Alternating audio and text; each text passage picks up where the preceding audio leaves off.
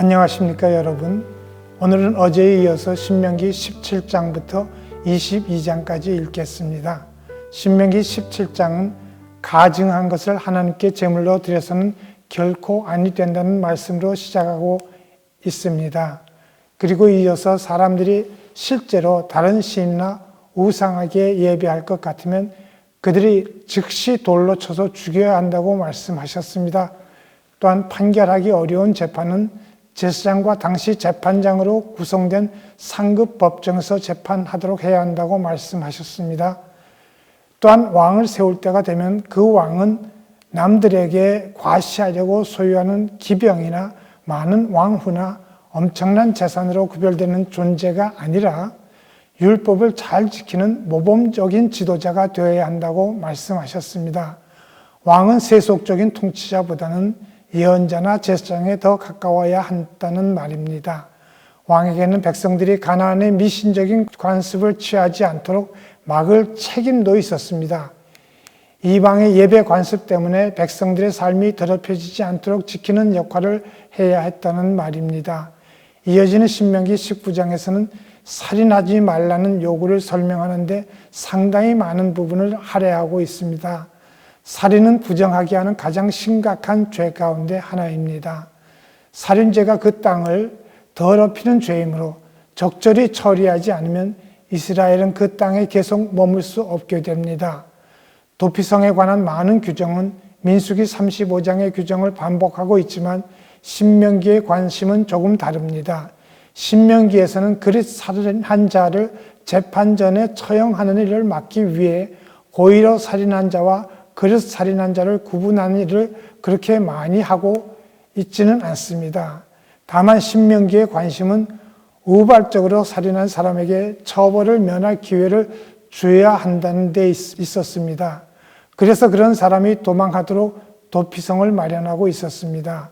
신명기는 그 땅에 무고한 사람의 피를 흘리는 것을 최소화하는 데 관심이 있었다는 말입니다. 지게표를 옮기면 그 집안의 땅이 줄어들고 만큼 생존 능력도 감소하게 됩니다. 거짓으로 누군가의 잘못을 고소하면 다른 사람을 희생시키는 또 다른 방법이 됩니다. 따라서 이런 범죄 역시 살인하지 말라는 제목 아래에서 다루었던 것 같습니다. 전쟁에 관한 법을 어겨서 여기서 다루는 것이 놀라울지 모르겠습니다. 이는 모든 인간의 활동 가운데 전쟁이 가장 크게 생명을 잃게 하는 일이기 때문입니다. 하지만 다시 한번 신명기의 관심은 이런 피비린내 나는 전쟁 중에서도 생명의 상실을 제한하고 있습니다. 먼저 이스라엘 가운데 군대에 징집하지 말아야 할 사람들을 열거하는 것에서 시작했습니다. 새로 집이나 포도원을 마련하거나 결혼한 사람들도 징집하지 말아야 했습니다. 심지어 겁이 많은 사람도 징집에서 제외되었습니다.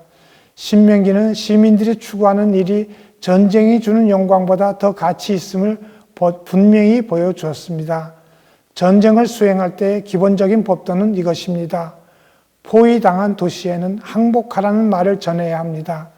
만일 그들이 그런 조건을 거절하면 그 도시가 점령당할 때 남자 군인들은 다 진멸해야 합니다.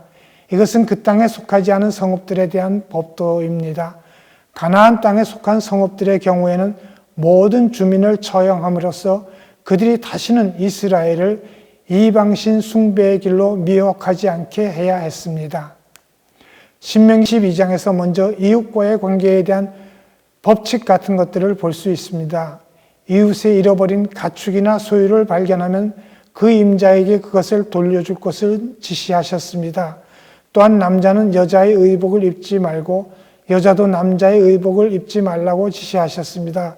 그 밖에도 여러 가지 경우에 있어서 하나님의 택한 백성답게 구별된 삶을 살 것을 지시하셨습니다. 이어서 간음하지 말라는 10계명 제7계명에 대한 확장된 해석으로 보이는 다양한 지시가 신명기 22장 13절부터 30절까지 기록되어 있는 것을 볼 수 있습니다. 한마디로 이스라엘 백성들은 가나안 땅에 들어가서 거룩하고 순결한 생활을 해야 한다는 사실을 결코 잊지 말고 분명히 기억해야 했습니다. 오늘도 주님의 성령의 인도하심을 따라 주님 말씀에 순종함으로 말미암아 승리하는 삶을 살아가는 참으로 복된 여러분 모두가 될 수 있기를 간절히 바랍니다.